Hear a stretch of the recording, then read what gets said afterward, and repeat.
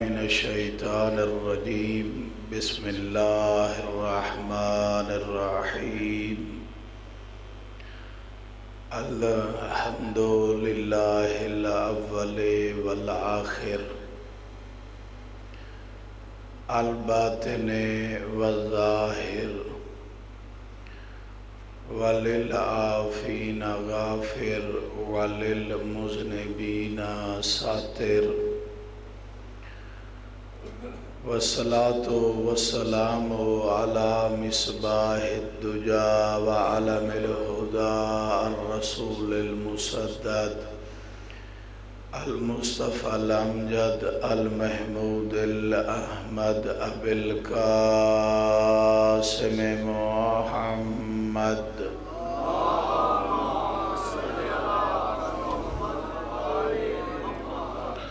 وعلى آله الطيبين الطاهرين المعصومين الذين أذهب الله عنهم الرجس وطهرهم تطهيرا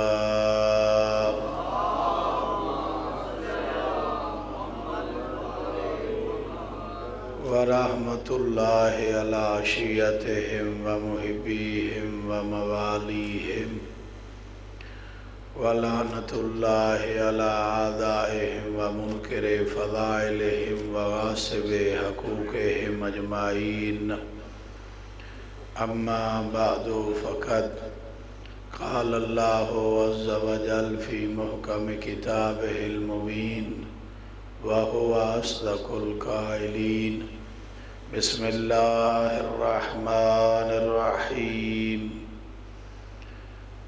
انما وليكم الله ورسوله والذين آمنوا الذين يقيمون الصلاة ويؤتون الزكاة وهم راكعون الصلوات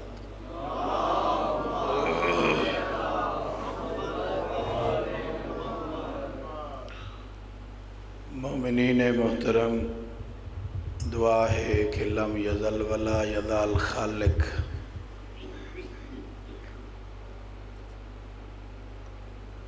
رب ذوالجلال والاکرام آپ صاحبان جتنے قدم چل کے مظلوم کی پرساداری میں شریک ہوئے ہیں، حسین کا مالک اللہ آپ کے ہر قدم کو عبادت میں شمار فرمائے۔ بانیان عشرہ محرم الحرام علی رضا جعفری صاحب اور ان کے خانوادے کی یہ سعی و محنت، خرچ، اخراجات، اہتمام و انتظام اپنی بارگاہ میں قبول فرماتے ہوئے اجر عظیم عطا فرمائے۔ جہاں جہاں پر بھی عزاداری مولا مظلوم کربلا ہو رہی ہے، اللہ رب العزت سب مومنین و مومنات کی خدا آپ حفاظت فرمائے۔ توجہ ہے جی، بات شروع کی جائے۔ درود پڑھیے محمد وآل محمد کی نام۔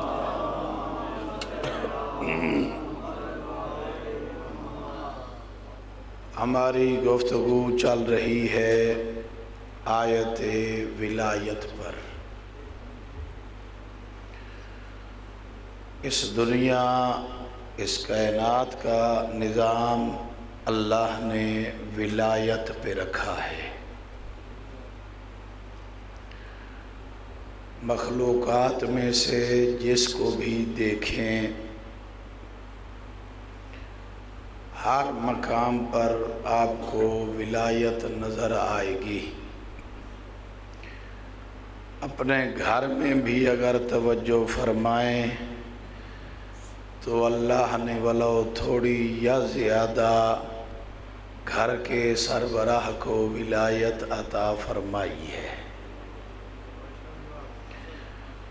اور ہم گفتگو کر رہے ہیں اس کے بارے میں کہ جس نے تمام تر حق ولایت رکھنے والوں کو ولایت عطا فرمائی ہے۔ جی انما ولیکم اللہ، سوائے اس کے نہیں کہ تمہارا ولی مطلق اللہ ہے۔ وہ جو چاہے جب چاہے جیسا چاہے ویسے انجام دے دے، اس سے کوئی بھی پوچھنے کا حق نہیں رکھتا۔ وہ ولی مطلق ہے۔ اس نے جن کو ولایت دے کر دنیا میں بھیجا ہے، وہ چاہے تو ولایت باقی بھی رکھ سکتا ہے، ولایت واپس بھی لے سکتا ہے۔ جس طرح وہ کسی کو زندگی دے کر اس سے زندگی واپس لے سکتا ہے، کسی کو موت دے کر دوبارہ زندہ کر سکتا ہے، اسی طرح وہ ولایت عطا کر کے بھی واپس لینے پہ بھی قدرت و اختیار رکھتا ہے۔ انما ولیکم اللہ، سوائے اس کے نہیں کہ تمہارا ولی مطلق اللہ ہے، اور اس کا دائرہ اختیار اتنی وسیع ہے کہ انسان کے وہم و گمان اور تصورات سے بھی بہت اوپر ہے۔ کتنا ہم سوچ سکتے ہیں کہ اللہ کا ولایت کا دائرہ کتنا وسیع ہے، ہماری سوچ سے بھی زیادہ وہ خود فرما رہا ہے ان یقول لہ کن فیکون، کوئی شے نہ ہو میں فقط اسے کن کہہ دوں، ہو جا تو وہ ہو جاتی ہے۔ اور یہ کن کیا ہے؟ یہ ارادہ پروردگار ہے، مشیت الہی کا نام ہے کن۔ اللہ کو لفظ کن کی احتیاج نہیں ہے کہ کاف اور نون ملے گا تو تب کن بنے گا، اللہ کہے گا کن کام ہوگا، ایسا کوئی سلسلہ نہیں ہے۔ کن سے مراد ارادہ خداوندی ہے، جب وہ چاہتا ہے کہ یہ کام ہو جائے بس ہو گیا، یہ اختیار خداوندی ہے۔ عدم سے وجود دینا، نقص سے کمال تک پہنچانا، اور کائنات میں ہر مخلوقات کے لیے وسائل کا مہیا فرمانا، یہ اللہ کے دائرہ اختیار میں ہے۔ اور وہ فرماتا اسی لیے ہے کہ وہی ہر شے کا رازق ہے، وہی ہر شے کا خالق ہے، وہی ہر شے کا مالک ہے، وہی ہر شے کا پالک ہے۔ وہ جو چاہے جب چاہے انجام دے، کسی کو بھی یہ جرات اور طاقت نہیں کہ اللہ کے کاموں میں کسی قسم کا شک کرے یا ریب کرے۔ صلوات پڑھیں محمد والے۔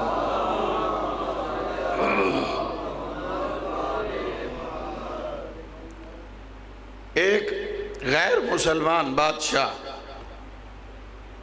کمیونسٹ، غیر مسلم،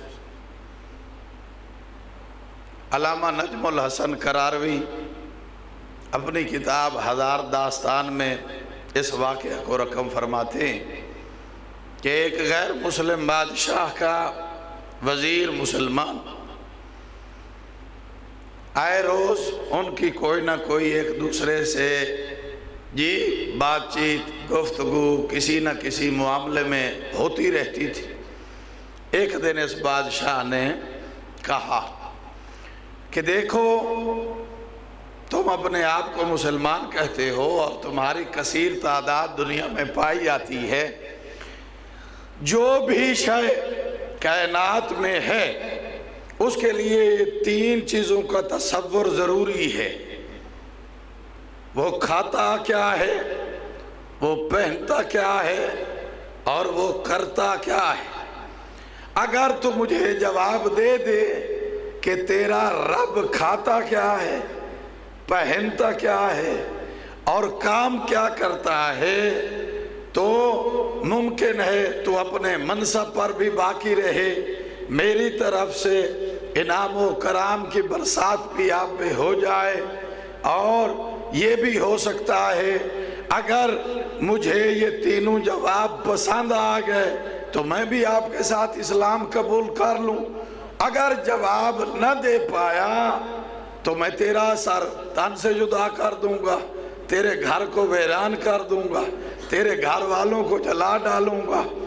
تیرے پاس 1 ہفتہ یا 10 دن کا ٹائم ہے، جاؤ ان 3 سوالوں کا جواب ڈھونڈ کے واپس آؤ کہ تمہارا رب کھاتا کیا ہے، تمہارا رب پہنتا کیا ہے، تمہارا رب کرتا کیا ہے۔ اب وزیر نے سوال سنے، بہت پریشانی کی حالت میں دربار سے باہر نکلا، علماء سے، مشائخ سے، دانشوروں سے، مفکرین سے، وزیر تھا نا، سب کو جانتا تھا کہ ہماری سلطنت میں کون سا بندہ کتنا عقل مند ہے، کتنا ہوشیار ہے، کتنا چلاک ہے، کتنی مدبر ہے، کتنا مفکر ہے۔ پوچھتا رہا مگر کسی جگہ سے کانے سیر حاصل جواب نہ ملا۔ 8 دن پورے ہونے کو ہوئے، وزیر صاحب نے اپنا سامان بوریا بستر لپیٹا، اہل خانہ کے ساتھ اپنی سلطنت کی سرحدوں پہ پہنچا۔ کیا دیکھا کہ ایک آجڑی اپنا ریوڑ لے کر بکریاں چلا رہا ہے۔ اس آجڑی نے پہچان لیا، ہو نہ ہو ہے تو وہی وزیر جو بادشاہ کے دربار میں ہوتا ہے۔ اس نے پوچھا جناب کیا ہوا، کہاں سفر کی تیاری؟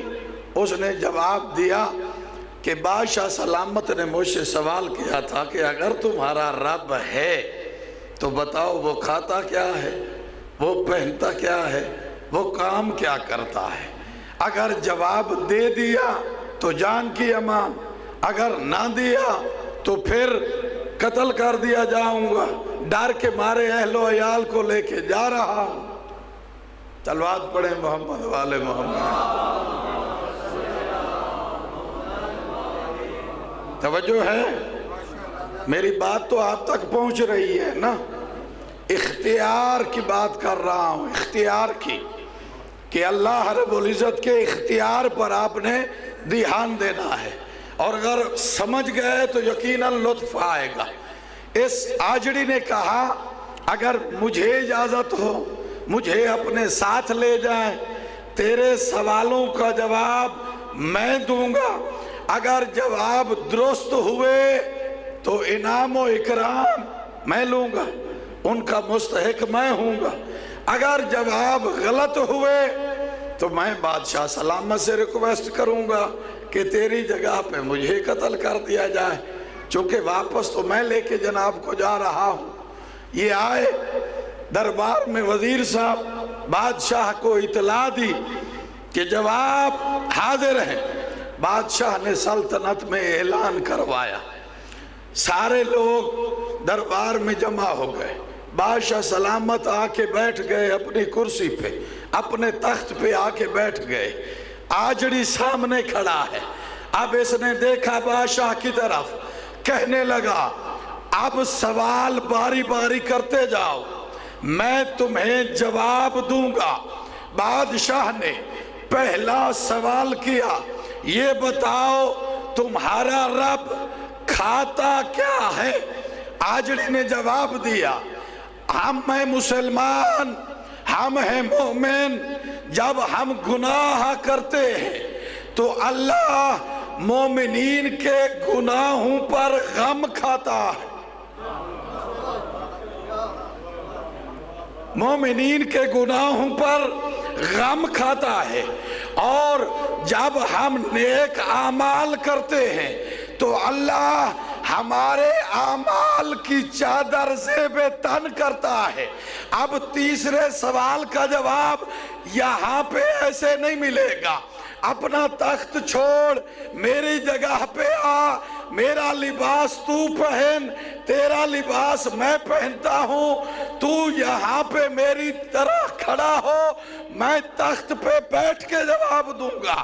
بادشاہ نیچے آیا، بادشاہ نے آجڑی کا لباس پہنا، آجڑی نے بادشاہ کا لباس پہنا، بادشاہ آجڑی کی جگہ پہ کھڑا ہوا، آجڑی بادشاہ کے تخت پہ جا کے بیٹھ گیا، کہنے لگا تو بادشاہ تو ہے مگر ابھی تک تیری عقل میں جواب نہیں آیا۔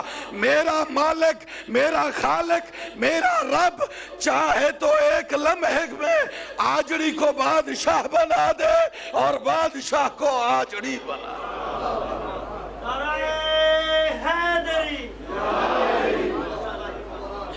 تلوات پڑھیں محمد والے۔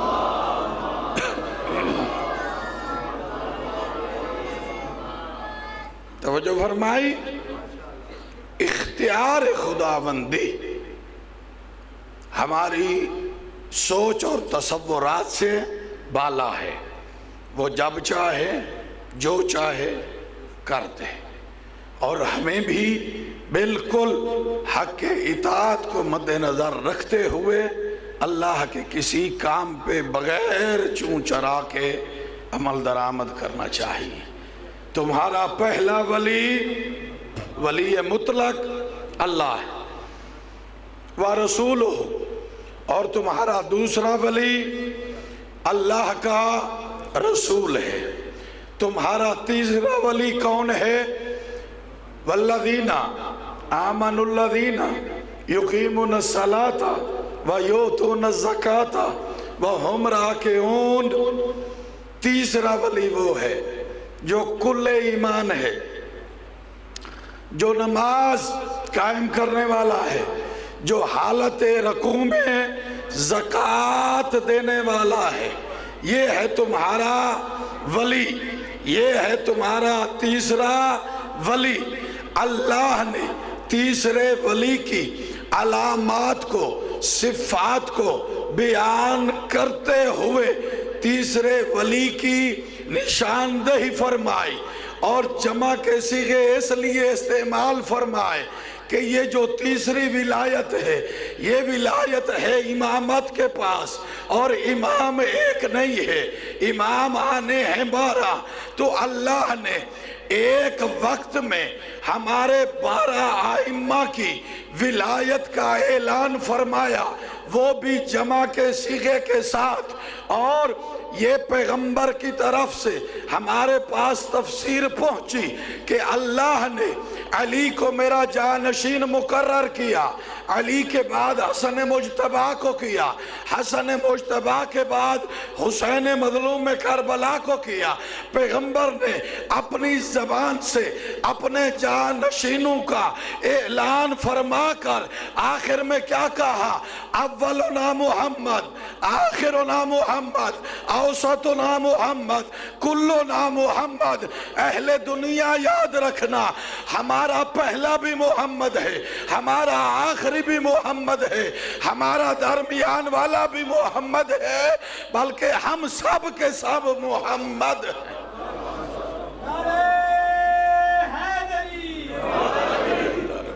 درود پڑھیں محمد والے محمد۔ اللہ نے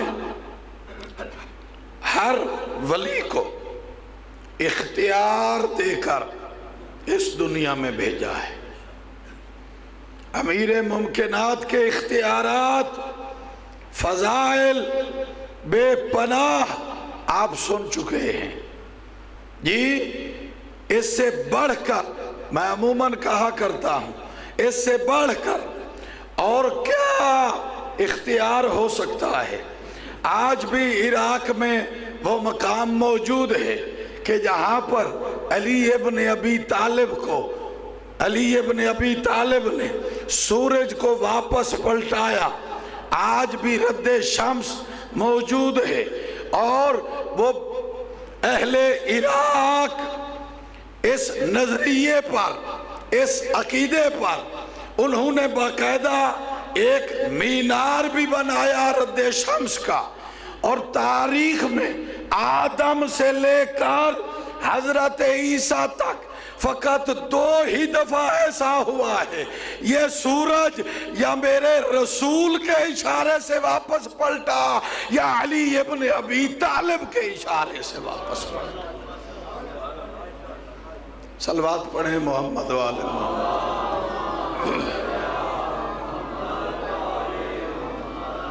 توجہ فرمائی. اللہ نے انہیں یہ اختیار دے کر بھیجا اور کیا عظمت ہے اس اختیار میں یہ کہ اللہ نے ان کی محبت کو ان کی مودت کو ہمارے گناہوں کی معافی کا ذریعہ قرار دیا اور ارشاد فرمایا قُلْ لَا أَسْأَلُكُمْ عَلَيْهِ أَجْرًا إِلَّا الْمَوَدَّةَ فِي الْقُرْبَى. اے میرے حبیب کہہ دیجئے کہ ہم تم سے کسی شے کا کوئی سوال نہیں کرتے. ہم چاہتے کیا ہیں کہ ذی القربیٰ سے محبت کی جائے ذی القربیٰ سے محبت کی جائے. اور اللہ نے جب یہ مودت کا اجر رسالت مانگا تو دکھایا کہ دیکھیں میں تمام انبیاء کا سردار ہونے کے باوجود جب گھر میں داخل ہوتا ہوں تو اللہ کی طرف سے مجھے حکم ہوتا ہے میرے پیارے محمد دروازے پہ روک کے ٹھہر کے اجازت لے کے اندر داخل ہوئیے اور جب زہرا آئے تو اس کی تعظیم کے لیے کھڑے ہو جائیں. یہ کیا بتانا چاہتے ہیں پیغمبر؟ باپ ہے نا, باپ پر بیٹی کی تعظیم تو واجب نہیں ہے. پیغمبر یہ کر کے کیوں دکھاتے رہے؟ اس لیے دکھاتے رہے کہ جس طرح میں ذی القربیٰ کی مودت پر ہوں جی اللہ نے حکم دیا ہے کہ زہرا کی تکریم دنیا کو بتا دو جی. اور یہ اللہ کی طرف سے کوئی چھوٹا سا بھی انعام نہیں ہے. کیا اللہ فرما رہا ہے وَلَسَوْفَ يُعْطِيكَ رَبُّكَ فَتَرْضَىٰ. میرا حبیب ہم ان قریب تمہیں وہ نعمت عظمیٰ دے رہے ہیں جی کہ تو ہم سے راضی ہو جائے گا جی. آدم سے لے کر عیسیٰ تک اللہ کا ہر نبی اللہ کا ہر رسول اللہ کا ہر اولو العزم کیا چاہتا رہا ہے کہ اللہ ہم سے راضی ہو جائے. انہوں نے عبادت بھی کی تبلیغ بھی کی امتحان بھی دیے مختلف مشکلات کا سامنا بھی کیا جی اللہ کو خوش کرنے کے لیے.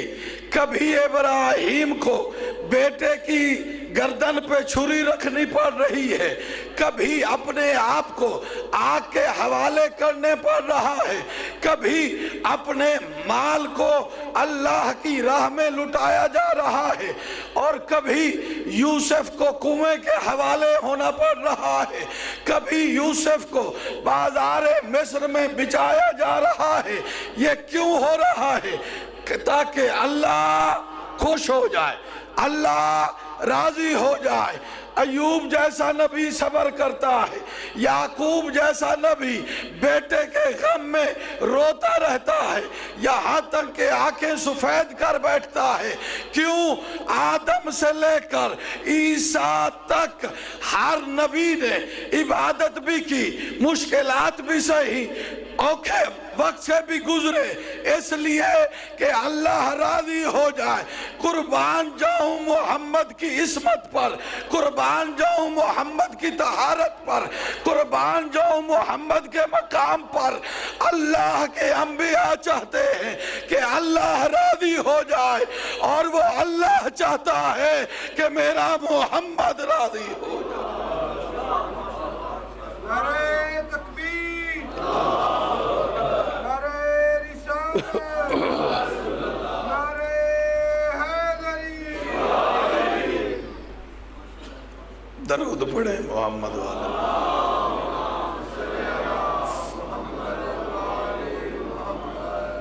وہ اللہ چاہتا ہے کہ میرا محبوب راضی ہو جائے، اور کیا فرمایا؟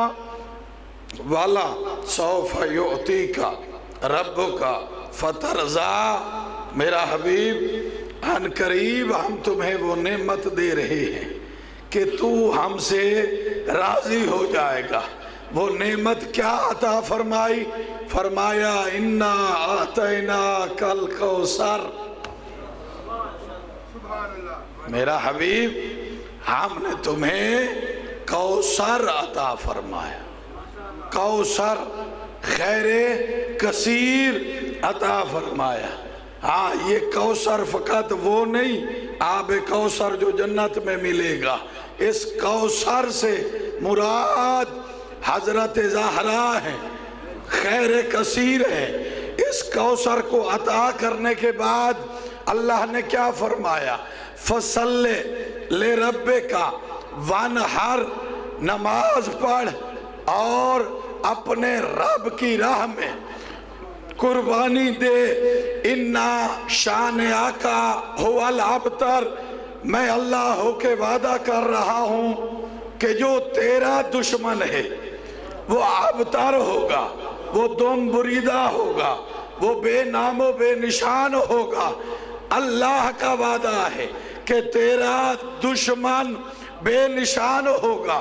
اب توجہ چاہتا ہوں کہ جو نبی طائف کے پتھر کھا کے زخمی ہو کے برداشت کر کے جبرائیل کو مخاطب کر کے یہ فرما رہا ہے کہ چاہے انہوں نے مجھے پتھر مارے، مجھے لولہان کیا، ہاں کبھی سجدے میں جاتا ہوں تو اوجری آ کے پوشت پہ رکھ دیتے ہیں، جب راستے پہ چلنے لگتا ہوں تو راستے میں آ کے کانٹے بچھا دیتے ہیں، جب کسی جگہ سے گزرتا ہوں تو بچوں کو کہتے ہیں کہ اسے پتھر مارو۔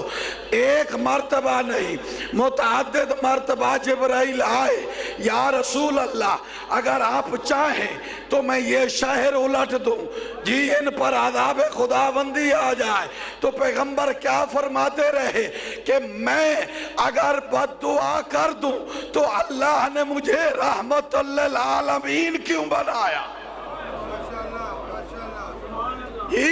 میں رحمت للعالمین ہوں، ان کے لیے بد دعا نہیں کروں گا۔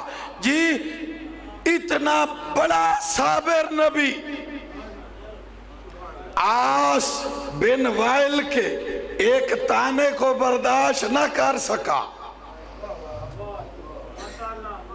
اللہ کی بارگاہ میں دست بستہ عرض کر رہے ہیں مالک تیری ذات کی خاطر سب کو برداشت کیا ہے، مگر یہ اب تری کا تانا برداشت نہیں ہوتا، جی مجھے صاحب اولاد فرما۔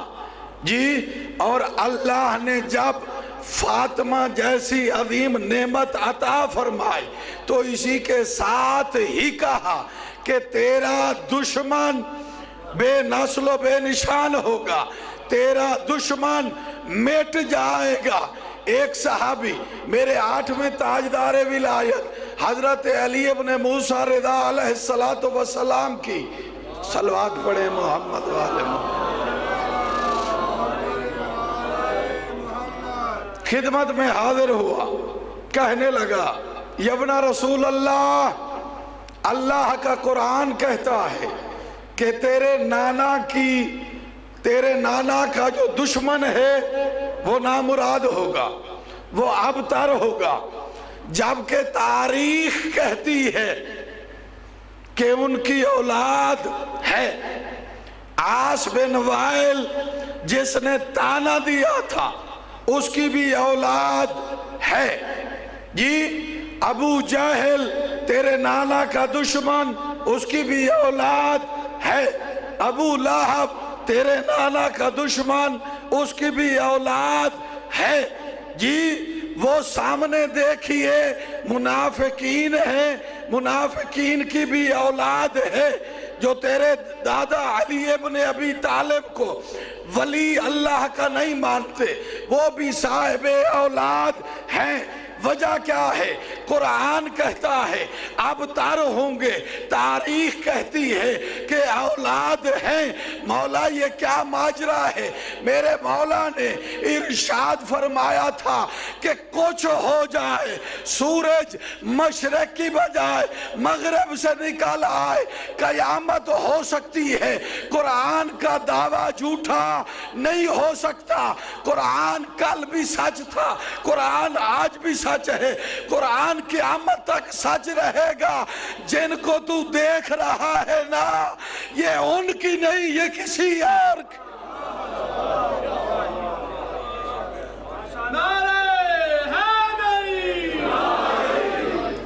اصل بتانا کیا چاہتے تھے؟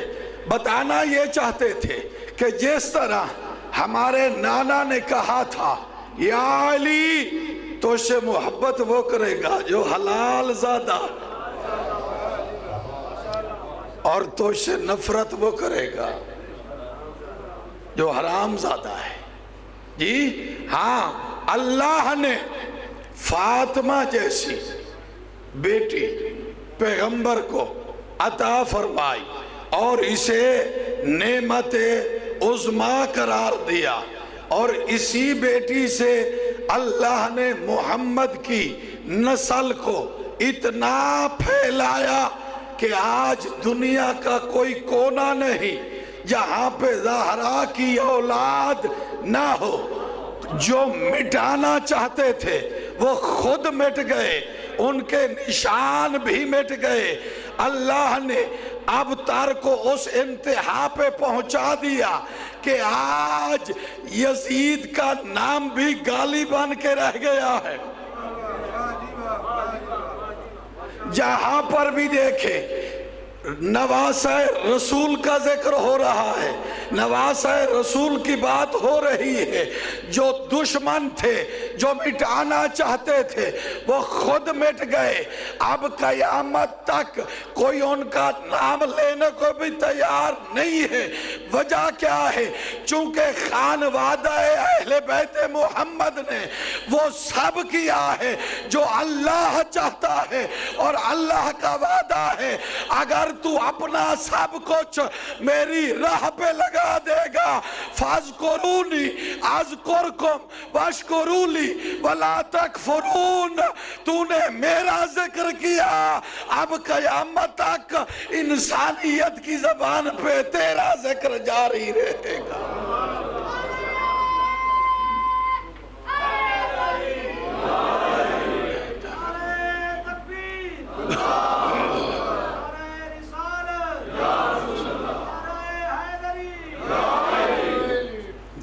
صلوات پڑھیں محمد والے۔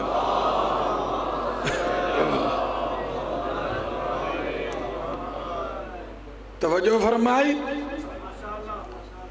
اللہ نے حضرت زہرا کو جو مقام اور مرتبہ عطا فرمایا، جس کو فاطمہ کہتے ہی بس اس لیے ہیں کیونکہ بروز قیامت لوگوں کو جہنم سے آزاد کرا کے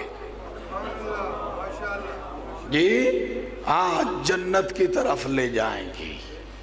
اور میں عموماً کہا کرتا ہوں، یہ کواکب المضیہ میں روایت موجود ہے کہ زہرا جنت کے دروازے پہ جا کے رک جائیں گی۔ مالک ارشاد فرمائے گا زہرا جنت میں داخل ہو؟ کہا نہیں، جب تک میرے بیٹے کے رونے والوں میں سے آخری بندے تک جنت میں نہیں جائیں گے، زہرا جنت میں نہیں جائے گی۔ جی اپنے بیٹے مظلوم کے غم میں رونے والوں کی شفاعت کرنے کے لیے زہرا جنت کے دروازے پہ روک کے مومنین کا انتظار کرے گی۔ اور میں عموماً کہا کرتا ہوں مومن اپنے کردار کو اتنا اچھا کر لے کہ تیری وجہ سے جنت کے دروازے پہ زہرا کو زیادہ دیر نہ رکنا پڑے۔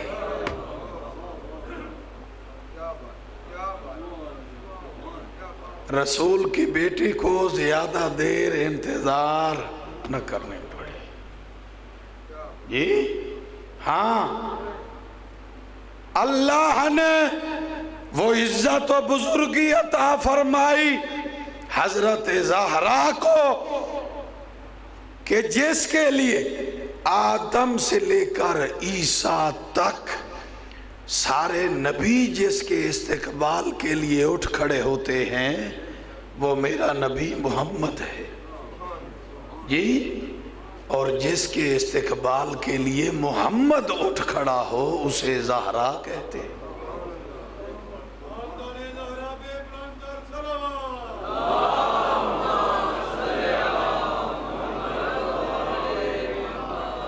فقط ہماری اہل تشیع کی نہیں، اہل تسنن کی کتابیں بھی اٹھا کر دیکھیں، آپ کو نظر آئے گا جی کہ جو ہی حضرت زہرا پیغمبر کے حجرے میں آتی، احمد مختار اپنی جگہ سے اٹھ کھڑے ہوتے، فجالسہا مجلسہ، اپنی جگہ پہ زہرا کو بٹھاتے جی، فقبلا یدیہا، اور اپنی بیٹی کے ہاتھوں کو بوسہ دیتے اور کیا فرماتے؟ فدا کے ابوہا، تیرا باپ تجھ پہ قربان جائے، اللہ نے تجھے کتنی عزت عطا فرمائی ہے۔ صلوات پڑھیں محمد و آل محمد کے۔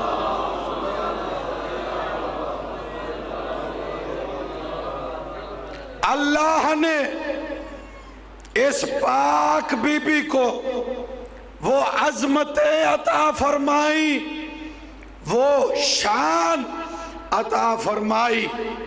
حدیث قصہ آپ سب اپنے گھروں میں پڑھا کرتے ہیں، اس میں جو عام ترین نقطہ ہے اس کی طرف توجہ دلانا چاہتا ہوں۔ صلوات پڑھیں محمد و آل محمد۔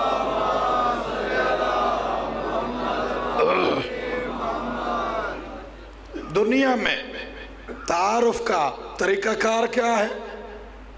ہمیشہ باپ سے تعارف ہوتا ہے، ہمیشہ شوہر سے تعارف ہوتا ہے جی، ہمیشہ گھر کے سربراہ کی طرف سے اشارہ ہوتا ہے جی، تعارف ہمیشہ سربراہ کی طرف سے ہوتا ہے جی۔ اللہ نے حدیث قصہ میں اس فطرتی انداز کو بھی تبدیل کر کے رکھ دیا جی، کیا فرمایا؟ انی ما خلقت السماء مبنیۃ ولا ارضا مدحیۃ ولا قمرا منیرا ولا شمسا مضیٰ ولا فلکا یدور ولا بحر یجری ولا فلکا تسری الا لاجل محبت ہؤلاء، کہ یہ سورج کا جی یہ سورج کا آسمان پہ طلوع ہونا، یہ چاند کا آسمان میں رات کو طلوع ہونا، یہ دریاؤں کی روانی، یہ کشتیوں کا دریاؤں میں چلنا، یہ زمین کی زرخیزی، یہ سب کچھ میں نے ان کی محبت میں بنایا۔ جب ملائکہ نے پوچھا من تحت الکساء، مالک یہ چادر کے نیچے ہیں کون کون، تو اللہ نے نظام فطرت کو تبدیل کر کے ارشاد فرمایا ہم فاطمہ تو و ابوہا و بالوہا و بنوہا، چادر تطہیر کے نیچے ایک فاطمہ ہے، ایک اس کا باپ ہے، ایک اس کا شوہر ہے اور دو اس کے بیٹے ہیں۔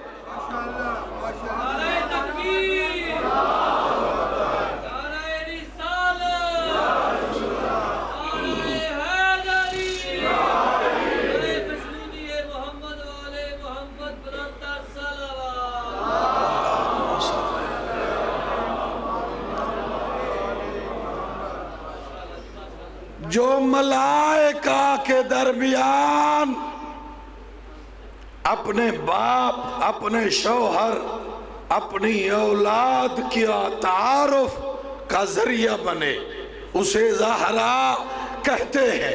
اور امام حسن مجتبی ارشاد فرماتے ہیں کہ مجھے فخر ہے اس بات پر کہ اللہ نے مجھے وہ ماں عطا فرمائی کہ جس کا نام ملائکہ آسمان پر بطور تسبیح جانتے ہیں۔ جی ہاں، یعنی ملائکہ کی تسبیح ہے یا فاطمہ تو، یا فاطمہ تو۔ اور جناب مسلم بن عقیل نے بھی دربار کوفہ میں یہ جملہ کہا تھا کہ ابن زیاد بدبخت تو یہ چاہتا ہے کہ میں کو طہارت کے قرآن کو چھوڑ کے غلاظت کے ڈھیر کو گلے لگا لوں، اور تجھے کیا پتا میں اس کی بیعت میں ہوں کہ اگر اس کی ماں نہ ہوتی تو آسمان پہ ملائکہ کو تسبیح سکھانے والا کوئی نہیں تھا، اور اگر اس کا باپ نہ ہوتا تو اس کائنات کو عبادت خدا سمجھانے والا نہیں تھا۔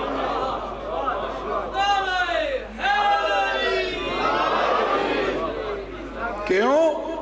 جیسے تسبیح زہرا نے کر کے دکھائی ویسی کوئی تسبیح نہیں کر سکتا، اور جیسی عبادت علی ابن ابی طالب نے کر کے دنیا کو دکھائی، جی ویسی کوئی عبادت انجام نہیں دے سکتا۔ یہ عظمت ہے، یہ پیغام ہے، یہ بہت بڑی منزلت ہے جناب زہرا کی کہ اللہ نے اسے یہ شرف بخشا کہ جس کی چادر کے نیچے پیغمبر آ کے سوئیں اور اللہ آیات بنا کر بھیجے، انما یرید اللہ لیذھب عنکم الرجس اہل البیت ویطہرکم تطہیرا، کہ یہ اللہ کا ارادہ ہے کہ وہ تمہیں رجس سے ویسے دور رکھے جیسے دور رکھنے کا حق۔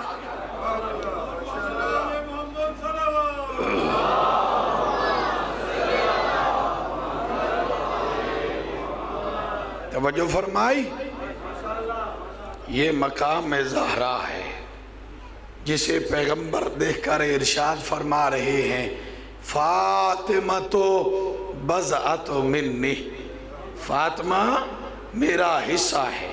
جی خائن ہے وہ مولوی، خیانت کار ہے وہ ملا جو کہتا ہے کہ پیغمبر نے یہ کہا ہے کہ فاطمہ میرے جگر کا ٹکڑا ہے، میرے جگر کا حصہ ہے۔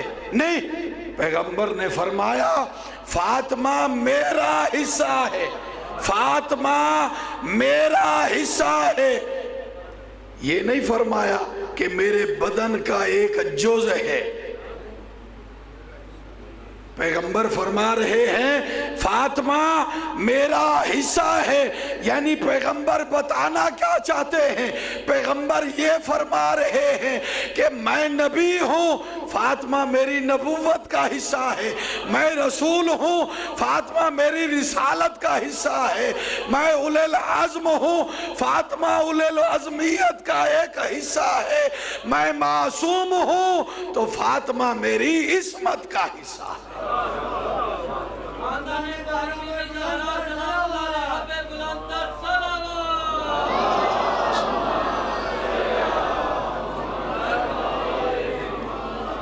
پیغمبر بتانا ہی یہ چاہتے ہیں کہ فاطمہ کے بغیر میری عصمت نامکمل ہے۔ جو فاطمہ کو معصوم نہیں مانتا، در حقیقت وہ نبی کی عصمت میں شک کر رہا ہے۔ نبی کی عصمت فاطمہ کے بغیر نامکمل ہے۔ جی ہاں، یہ میری نبوت کا حصہ ہے، یہ میری رسالت کا حصہ ہے۔ اسی لیے ارشاد فرمایا کہ اللہ نے مجھے اسوہ قرار دیا، میں اس کائنات کے مردوں کے لیے اسوہ ہوں، اور میری بیٹی زہرا کائنات کی عورتوں کے لیے اسوہ ہے۔ جی اس کی اطاعت، اس کی اتباع، اس کو نمونہ عمل سمجھ کے اس کی سیرت پر عمل کرنا میری امت کی خواتین کے لیے واجب و لازم ہے۔ صلوات پڑھیں محمد والے محمد۔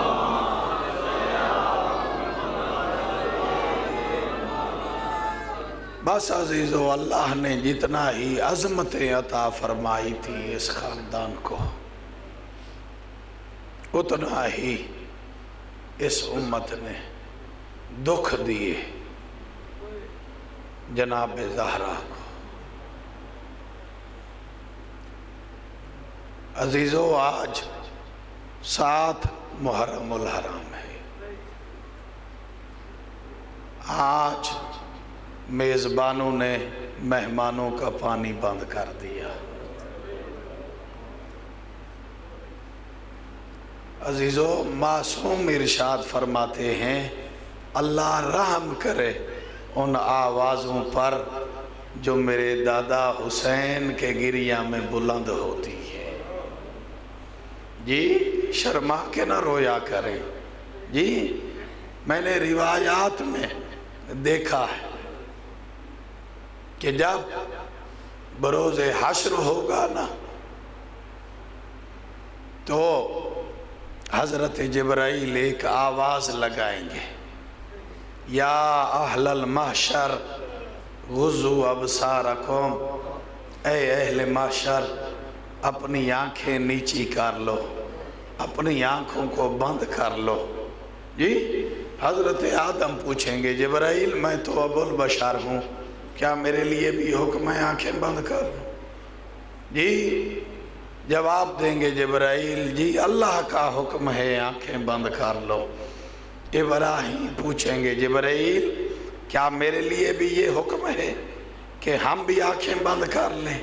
میں تو خلیل اللہ ہوں۔ جواب ملے گا جی اللہ کا حکم ہے آنکھیں بند کر لو۔ جب حضرت محمد پوچھیں گے نا جبرائیل خیر تو ہے، کیوں آنکھیں بند کرا رہے ہو، کیا وجہ ہے، اللہ نے یہ حکم کیوں دیا ہے؟ تو جبرائیل رو کے کہیں گے یا رسول اللہ جس کا ساری زندگی تم تعظیم کر کے احترام بتاتے رہے ہو، اللہ کا حکم ہے آنکھیں بند کر لو۔ کہا باپ اور بیٹی کا پردہ تو نہیں ہوتا، کہا جس حال میں چھوڑ آئے تھے زہرا آج اس حال میں نہیں آ رہی۔ زہرا کی پسلیاں ٹوٹی ہوئی ہیں، زہرا کے ماتھے پہ موت کی پٹی بندھی ہوئی ہے، ایک ہاتھ میں حسین کا زخمی کرتا ہے، دوسرے ہاتھ میں عباس کے کٹے ہوئے بازو ہے۔ جی ہاں ایک ہاتھ میں اصغر کا چھدا ہوا قمیض ہے، ایک ہاتھ میں زہرا کے جی اجرکم علی اللہ عزادار ہو۔ کیا کہے گی زہرا آ کے؟ اللہ کی عدل الہی کا پاوا پکڑ کر زہرا کیا کہے گی؟ یا عدلو، اس سب سے زیادہ عدل کرنے والی ذات مجھے اتنا تو بتا کہ جس کی عمر 13 سال تھی اس کے جسم کے ٹکڑے اس کی عمر سے بھی زیادہ کر دیے گئے تھے، کس جرم میں میرے حسن کے قاسم کے لاشے کو پامال کیا گیا، جس کے جی نفیس و نازک بدن پہ گھوڑے دوڑا دیے گئے۔ اجرکم علی اللہ عزادار۔ جی آج شہزادہ قاسم کے آپ کو مصائب سنانا چاہتا ہوں۔ یہ 2.5 یا 3 سال کا سن ہے شہزادہ قاسم کا، جب بابا کا سایہ سر سے اٹھ گیا، 2.5 یا 3 سال کی عمر میں یتیم ہو گئے۔ ام فروا کی زندگی کی ایک ہی حسرت یہی جناب قاسم، جسے رات دن تربیت دیتی رہی، پالتی رہی، میدان کربلا تک اس شہزادے کی عمر مبارک 13 سال ہو گئی جی۔ ام فروا کی اکیلی حسرت کہ کب میرا بیٹا جوان ہوگا، کب میں اسے سیرے باندھوں گی، کب میں اسے مہندی لگاؤں گی، کب میں اسے دلہا بنرا بناؤں گی۔ اجرکم علی اللہ عزادارو۔ ابھی یہ حسرتیں ام فروا کے دل میں چل رہی تھی کہ تاریخ نے وہ موڑ آ کے لا کے کھڑا کر دیا۔ شب عاشور، حضرت عباس جناب علی اکبر چچا بھتیجا آمنے سامنے بیٹھ کے ایک دوسرے سے گفتگو فرما رہے ہیں۔ کیا کہا عباس نے کیا کہا؟ اکبر کل سب سے پہلے میدان میں جاؤں گا۔ کہا نہیں چچا، آپ نے نہیں جانا، میں جاؤں گا، چونکہ تیرے جانے سے بابا کی کمر ٹوٹ جائے گی۔ رو کر کہا عباس نے، نہیں اکبر، تیرے جانے سے میرے بھیا حسین کی آنکھوں کا نور گم ہو جائے گا۔ جیسے یہ گفتگو سنی نا جناب قاسم نے، آگے بڑھے، رو کر کہا کل سب سے پہلے میں جاؤں گا، چونکہ میرے جانے سے نہ چچا کی کمر ٹوٹے گی، نہ چچا کے آنکھوں کا نور گم ہوگا، میرے چلے جانے سے کسی کا کوئی نقصان نہیں ہوگا۔ یہ جملہ سنا غریب کربلا نے، آگے بڑھے، اپنے بھتیجے کو سینے سے لگایا اور رو کر کہا، او قاسم کس نے کہا ہے تیرے جانے سے میرا کوئی نقصان نہیں ہوگا؟ او میرے دو نقصان ہوں گے۔ قاسم تیرے چلے جانا سے میرے بھیا حسن کی شکل گم ہو جائے گی، او تو میرے بھائی حسن کی نشانی ہے، او تو میرے بھائی حسن کا چشم و چراغ ہے۔ اجرکم علی اللہ عزادارو۔ بس 10ویں کا دن چڑھا، ایک دفعہ نہیں کئی مرتبہ قاسم اجازت لینے کے لیے آئے، مگر مظلوم کربلا نے اجازت نہ دی۔ گھر حجرے میں داخل ہوئے، اپنی ماں کے خیمے میں داخل ہوئے، کہا قاسم تو ابھی تک زندہ ہے، تو ابھی تک زندہ ہے، تو اپنے چچا کی قربانی کے لیے حاضر نہیں ہوا؟ کہا اماں کیا کروں، چاچا جاتا ہوں چچا کے پاس، وہ اجازت نہیں دیتے، تیرے پاس آتا ہوں تو تو ناراضگی کا اظہار کرتی ہے۔ اب اٹھی جناب ام فروا، قاسم کو ساتھ لیا، مولا مظلوم کربلا کی خدمت میں آئی، قاسم کے بازو پہ جو تعویذ بنا ہوا تھا اسے کھولا، مولا امام حسین کی خدمت میں پیش کیا۔ کیا دیکھا مظلوم کربلا نے کہ بھائی نے بھائی کو لکھا کہ جب میرا قاسم راہ خدا میں تیری قربانی بن کر آئے موت کی اجازت لینا، میں حسن سفارش کر رہا ہوں کہ اسے میدان کربلا میں موت کی اجازت دے دینا۔ جو ہی مظلوم کربلا کا یہ پڑھنا تھا، اٹھے قاسم کو گلے لگایا، اتنا روئے مظلوم کربلا کہ خیام حسینی میں کوہرام برپا ہوا۔ کہا بھائی حسن، آج کے دن کے لیے بھی تو نے میرے لیے وصیت چھوڑی۔ اپنے بھتیجے قاسم کو گلے لگا کے روتے رہے، میدان میں جانے کی اجازت دی اور ایک ہی فکرہ کہا، بیٹا قاسم کیف تری الموت، تیری نگاہ میں موت کیا ہے؟ رو کر کہا احلی من العسل، چچا موت کو شاہد سے بھی زیادہ میٹھا سمجھتا ہوں۔ اجرکم علی اللہ عزادارو۔ قاسم کے مصائب سن کے جی بھر کے رو لیجئے، مصائب اپنی آخری مراحل کی طرف جا رہا ہے۔ حسین کی مادہ ہرا آپ سب سے راضی ہو، اجرکم علی اللہ عزادارو۔ قاسم آئے میدان کارزار میں، خوب جنگ لڑ رہے تھے جی۔ ارزدق نامی شامی بڑا پہلوان، اسے بھی فنار و سکر کیا، اس کی اولاد کو بھی فنار و سکر کیا۔ حضرت عباس باقاعدہ جناب قاسم کی رہنمائی فرما رہے تھے، لڑنے کے انداز بتا رہے تھے۔ بس ایک بدبخت نے کہا قاسم تو جنگ کر رہا ہے، خیام کو تو آگ لگ چکی ہے۔ بس مڑ کے دیکھا جناب قاسم نے، ایک ظالم نے سر پہ گرز کا وار مارا، دوسرے نے تلوار ماری، تیسرے نے نیزے کا حملہ کیا۔ قاسم نہ سنبھل سکا، زینے دلدل حسوار پر زین سے زمین پر آئے اور کہا السلام علیکہ یا اماں۔ او چچا اس بھتیجے کا آخری سلام ہو۔ کربلا کی مقتل کی کتابوں میں لکھا ہے کہ حسین دوڑتے ہوئے قاسم کے لاشے کی طرف آئے، کیا دیکھا کہ آنے سے پہلے بھتیجا کئی حصوں میں تقسیم ہو چکا ہے، لاشا پامال ہو چکا ہے۔ اجرکم علی اللہ عزادارو۔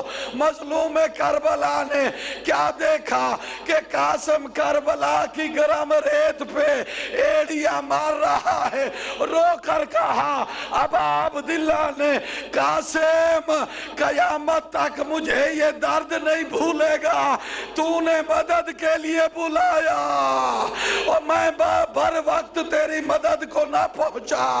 بس عزادارو، مظلوم کربلا نے قاسم کے لاشے کو اٹھایا، آئے اپنے خیام کی طرف، ایک طرف دوسرے شہداء کے لاشے، ایک طرف قاسم کا لاشا رکھا، رخ پھر گیا میرے مولا کا آسمان کی طرف، رو کر کہا میرا اللہ تیرا دین بچ گیا، او میرا گھر اجڑ گیا، او میرا بھتیجا قاسم تیری راہ میں قربان ہو گیا۔